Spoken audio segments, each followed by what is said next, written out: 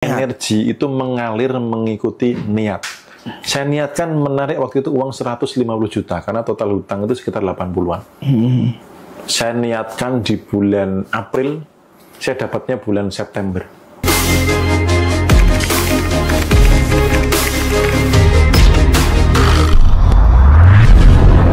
Oh ya, Mas Bimo, ini kan tadi Mas Bimo ngomongin TikTok, ngomongin YouTube gitu ya. Ini Mas Bimo, kalau saya lihat dari pencapaian saat ini di bisnis tuh luar biasa ya emang ya. Kemarin di kantor sampai didatangi pihak YouTube dari Indonesia dan dari Jepang. Tapi saya nggak hadir, mau ketemu tuh sama mereka, mau ngomong arigato gitu ya.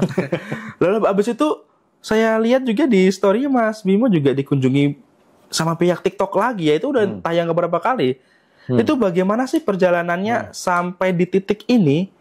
Apakah mulus-mulus aja atau bagaimana, Mas? Itu saya pengen tahu deh. Bisa diceritain nggak, Mas? Oke, jadi teman-teman itu bukanlah perjalanan yang langsung instan di situ ya, tetapi memang perjalanan di mana kalau saya ngomong dari masa kecil dulu, dari masa kecil saya hidupnya nggak baik-baik aja gitu. Artinya saya itu lahir aja di dapur. Di dapur? Enggak di rumah sakit. Karena keterbatasan finansial orang tua, bapak ibu hanya petani. Kemudian sekolah pun harus cari beasiswa dari prestasi itu, dan hanya berhenti di SMA, nggak bisa lanjut kuliah karena memang nggak ada biaya. Lalu kemudian sempat kerja terlama tuh di minimarket terbesar di Indonesia. Kalau nggak si merah ya si biru.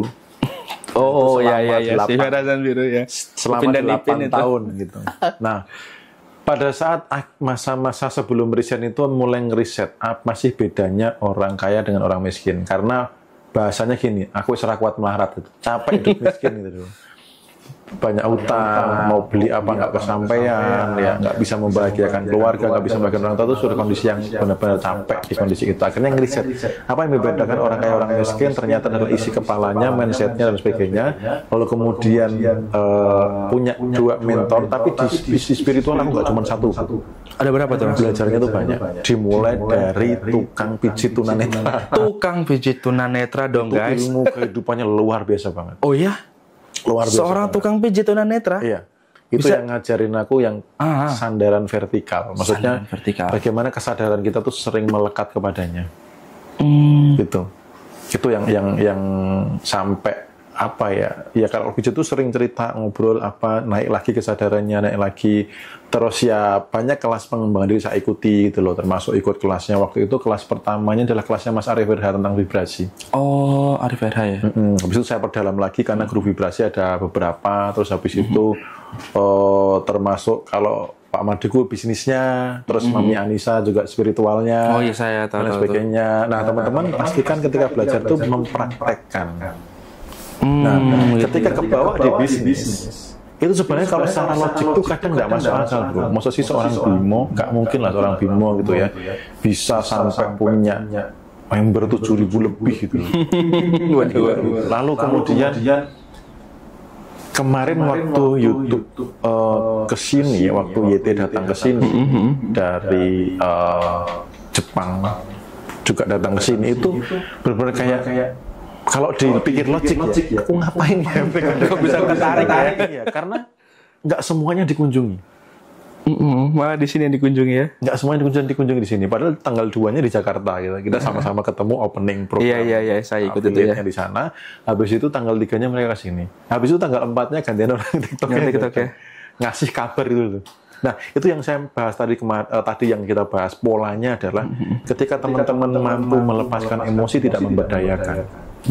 Siap-siap berada di mekanisme kehidupan semesta yang hidup dalam kemudahan. Hidup dalam kemudahan. Kemudahan itu apa? Dikondisikan mudah oleh semesta. Itu yang seharusnya begitulah hidup. Jadi ibarat kata effort itu nggak seberapa gitu. Nggak seberapa yang begadang siang malam, kesana kemari, yang harus ngiklan, harus apa tuh enggak. Tapi yang pengen saya sampaikan adalah ketika teman-teman mampu melepaskan hal yang menyelimuti diri yang murni tadi adalah emosi-emosi tidak memberdayakan. Ketika ini dilepaskan, maka siap-siap berada di kehidupan yang sebagaimana semestinya. Hidup dalam kemudahan. Itu. Tuh guys, keren ya guys ya. Bayangin orang yang layarnya di dapur aja bisa sesukses ini, masuk kalian yang layarnya di rumah sakit, ruangan VIP, dibayar cash, kalah gitu ya. Pasti bisa juga ya Mas Bimo ya, asal mau. Semua punya kesempatan yang sama. Semua punya sama-sama. Tuhan tidak menciptakan orang itu dengan niat jelek. Yang pertama, yang kedua, ada nggak di sini yang Tuhannya pelit? Nah, itu gak ada kan gitu. Gagal jadi Tuhan kalau pelit namanya. Iya, nggak ada kan. Ada Tuhannya kecil, nggak maha besar gitu kan. Ya, artinya ketika kita belum terima, berarti apa? Kita belum layak aja kok. Kalau sudah layak pasti diterima, pasti dikasih lebih. Tuhan seneng kok ngasih orang itu lebih. Tuh, yang teman-teman. penting orangnya layak. Layak itu apa? Emosinya itu loh beres gitu. Yang emosi-emosi negatifnya diberesin. Gitu ya. Cara melayakkan diri seperti itu. Kalau sudah layak, pasti diberi lebih karena Tuhan tidak pelit. Iya. Nah, ini ada quote dari saya nih teman-teman. Mirip-mirip sama quote-nya orang kaya di Amerika, yaitu, jikalau kamu lahir di dapur, maka itu bukan kesalahan kamu. Tapi kalau kamu sampai mati di dapur juga dalam kondisi miskin, berarti ada yang salah dalam hidup kalian. Catat ya teman-teman ya. Oke, lanjut Mas Bimo. Ngomong-ngomong soal pengalaman kerja nih. Ini pengalaman kerja seperti apa sih yang Mas Bimo dapetin? Kok bisa sekarang, sampai sekarang Mas Bimo tuh sudah punya PT sendiri. Boleh ceritain nggak Mas Bimo? Ya, sebenarnya alurnya tadi sudah banyak saya bahas juga. Jadi ketika kita punya mentor, itu enaknya gini, mereka sudah punya template gitu loh, untuk sukses. Ya kan, ibarat teman-teman mau desain, kalau sudah ada template kan enak. Misal mau desain di Canva, ada template-nya kan enak daripada ngerangkai sendiri kan. Oh, desainnya bagus tuh gini, tinggal ganti profilnya, tinggal ganti ini itu. Nah, itulah yang saya lakukan. Makanya teman-teman ketika punya mentor, praktisi yang memang dia menghasilkan dari sisi spiritual, dari sisi bisnisnya juga, ya sudah ikutin aja template mereka. Oh, gitu loh. Ikuti aja template-nya. Template termasuk bukan hanya dari bisnisnya, seberapa mereka spiritualnya juga gitu, perjalanan hidupnya seperti apa gitu. Nah, ketika itu ditiru, ya sudah, lakukan apa yang orang lain lakukan, maka kamu akan mendapatkan apa yang orang lain dapatkan. Kalau kamu nggak melakukan apa yang orang lain lakukan, ya jangan berharap mendapatkan apa yang mereka dapatkan. Kamu nggak ngelakuin apa yang mereka lakukan. Oh iya, siap. Paham Mas Bimo. Kemudian tadi ini nih Mas Bimo sempat nyinggung soal pernah punya hutang gitu ya. Terus kemudian bagaimana cara Mas Bimo atau perjalanan Mas Bimo bisa bebas hutang itu?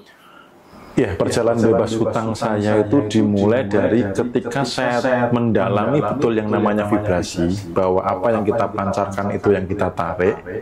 Nah, itulah akhirnya yang membuat saya begini, kalau saya masih mikirin utang, saya masih sering merasa kekurangan, berarti saya sebenarnya sedang menarik utang. Oh iya. Karena pikiran adalah magnet. Ketika dikasih atensi terus-menerus, bangun tidur mikirin utang, mau makan mikirin utang, mau tidur mikirin utang, ketemu temen ngomongin utang, ya kan? Gede-gedean utang, kan? Bangga-banggaan lagi. Iya. Yang ditarik apa? Utang. Jadi langkah pertama saya bebas utang adalah dengan tidak memikirkan utang. Stop mikirin utang. Nah, itu dia, catat guys. Langkah pertama itu. Yang kedua, tarik nominal uang yang jauh lebih besar dari utang. Tariknya gimana? Bukan dengan tarik, dengan apa? Dengan niat.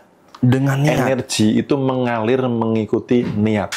Saya niatkan menarik waktu itu uang 150 juta, karena total hutang itu sekitar 80-an. Saya niatkan di bulan April, saya dapatnya bulan September. Itu cara peniatannya diucapkan atau dalam hati aja apa gimana? Rasa tadi kuncinya. Rasa ya. Kalau dengan diucapkan lebih rasanya ucapkan. Kalau dalam hati lebih gitu, karena setiap orang cocok-cocokan, nyaman piye saya. Nyaman piye, kalau nyamannya sambil komat kamit ada suara keluar, lakukan. Tapi kalau nyamannya dengan hati, lakukan. Niatkan dulu. Nah, setelah itu mulai pertanyaan ke dalam diri. Nah, pertanyaan ke dalam diri ini sederhana, tapi dampaknya bisa fatal. Sama-sama rebahan, sama-sama lagi tiduran. Kalau pertanyaannya salah, ya salah hidupnya. Contohnya Om? Contoh gini, lagi rebahan, lagi tiduran, ada peluang bisnis, nanya ke diri gini, nanti kalau bangkrut gimana? Nanti kalau rugi gimana? Nanti kalau ditipu gimana? Sama-sama rebahan. Bandingkan dengan tanya gini, supaya untung gede gimana? Supaya berhasil luar biasa, aku harus belajar ke siapa? Supaya untung berlipat-lipat, aku belajar ilmu apa, aku belajar dengan siapa, aku harus ngapain. Sama-sama rebahan, bro. Salah tanya, salah kehidupan. Oh my God. Gitu. Seperti itu. Akhirnya apa? Saya sering nanya bagaimana saya harus belajar apa, saya harus ngapain, saya harus ketemu siapa, saya harus punya mentor seperti apa, supaya saya dapat 150 juta. Ketika otak ditanya, diarahkan ke sana, dia akan mencari akses untuk mencapai sana. Tapi begitu nanti kalau utang nambah lagi gimana? Nanti kalau bangkrut lagi, nanti ditipu lagi, ya sudah. Itu. Jadi sama-sama rebahan. Salah bertanya, salah hidup. Salah bertanya, salah hidup, itu dia ya. Luar biasa sekali ya.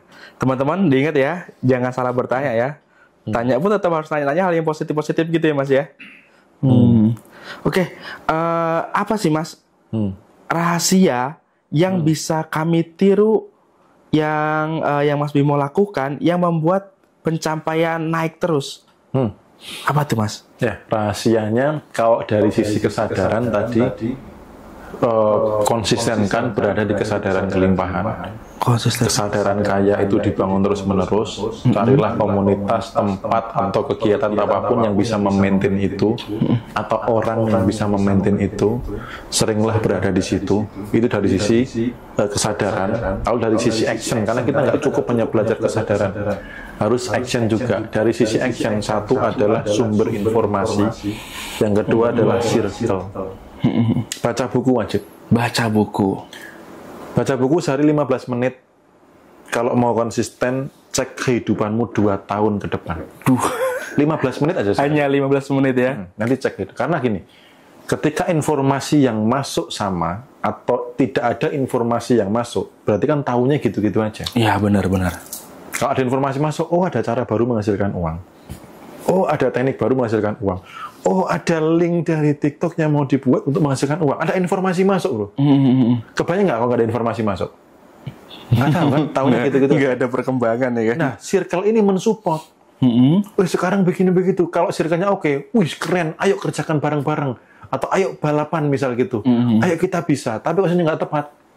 Nanti kalau ditipu gimana? Nanti kalau ini gimana? Nanti kalau itu gimana? Jadi circle itu mempengaruhi gitu. Jadi kalau teman-teman disiplin dari sumber informasi dan circle itu bisa diimbangi dengan tadi kesadaran itu 2-3 paket komplit lah ya. Untuk teman-teman yang bisa dilakukan hal yang sederhana, nanti amati pertumbuhannya gitu. Yang penting adalah meningkat lagi. Nanti pasti ada di titik di mana teman-teman kehidupan ideal yang diimpikan.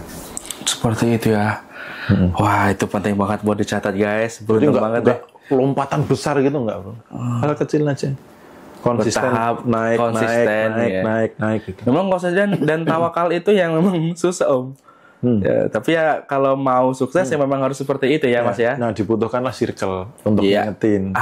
Gitu. Kalau sendirian ya nggak enak, nggak asik. Ya. Asiknya rame-rame. Nggak ada lo nggak rame. Oke, kita coba kembali ke pertanyaan teman-teman ya. Ini mau saya bacain satu pertanyaan. Tapi buat teman-teman yang lain yang ada pertanyaan juga sembari Mas Bimo menjawab pertanyaan yang akan saya bacakan, silakan tulis di kolom komentar pertanyaan kalian, insya Allah nanti saya bacain. Ini ya Mas Bimo, ada dari Sepatu Merah Muda.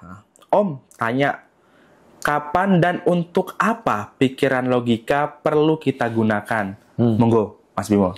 Pikiran logika digunakan untuk analisa database, itu perlu digunakan. Yang penting tidak dominan. Oh iya. Gitu. Karena kalau terlalu logik, jadi gini. Polanya gini, kalau orang frame berpikirnya terlalu logik, rezeki yang masuk hanya sebatas kemampuan logika dia memikirkan. Oh, aku kan ibu rumah tangga. Ya paling kalau affiliate dapatnya ya paling 1 juta sebulan sudah lumayan. Ya itu yang akan didapat segitu. Tapi kalau orang yang mampu nerima misteri itu apa? Kejadian yang di luar logika. Maka ketika habitnya mampu nerima misteri, rezekinya pun akan misteri. Gitu. Jadi di atas pikiran ada insting, di atas insting ada intuisi. Gitu. Dan intuisi ini tidak bermain di ranah logik. Logika itu boleh dipakai tepat pada waktunya, di tempat pada waktunya. Kalau misalkan harus berhitung ya pakai logika. Harus analisa data ya pakai logika. Itu. Tapi selepas itu jangan terlalu logik. Oke, siap. Begitu ya teman-teman ya. Nah, sekarang kita lanjut lagi ya, Mas Bimo ya. Ini ada dari Mbak Inot. Om tanya, bagaimana untuk konsep keberlimpahan bagi pegawai? Nah, bagi pegawai ini Mas Bimo, gimana kira-kira? Monggo silakan Mas Bimo. Ya. Jadi konsep kelimpahan itu nggak lihat latar belakang. Jadi nggak ada bagi pegawai gimana, bagi pedagang pasar gimana, bagi pengangguran gimana, bagi pebisnis gimana, itu nggak ada konsep spesifiknya. Karena kelimpahan bukan dari sisi fakta yang terlihat. Kelimpahan itu berasal dari rasa. Ketika tadi emosi-emosi dilepaskan, maka akan kembali pada kehidupan yang seharusnya yang sudah ditulis, dijanjikan olehnya. Masa Tuhan ingkar janji, masa Allah tidak menepati janji gitu loh. Nggak mungkin kan gitu. Benar. Jadi jangan melihat kondisi sekarang gimana. Bukan itu. Kesadarannya yang dicek. Apakah aku sudah melepaskan kebencian? Apakah sudah melepaskan amarah? Apakah aku sudah melepaskan kekecewaan, rasa putus asa, apatis? Apatis itu luar biasa di bawah. Males mau ngapa-ngapain apatis. Gitu. Jadi pikirannya banyak rencana tapi nggak dieksekusi. Iya benar. Dilepasin gitu kan. Iya, cuma di angan-angan atau nggak diapa-apain. Gitu.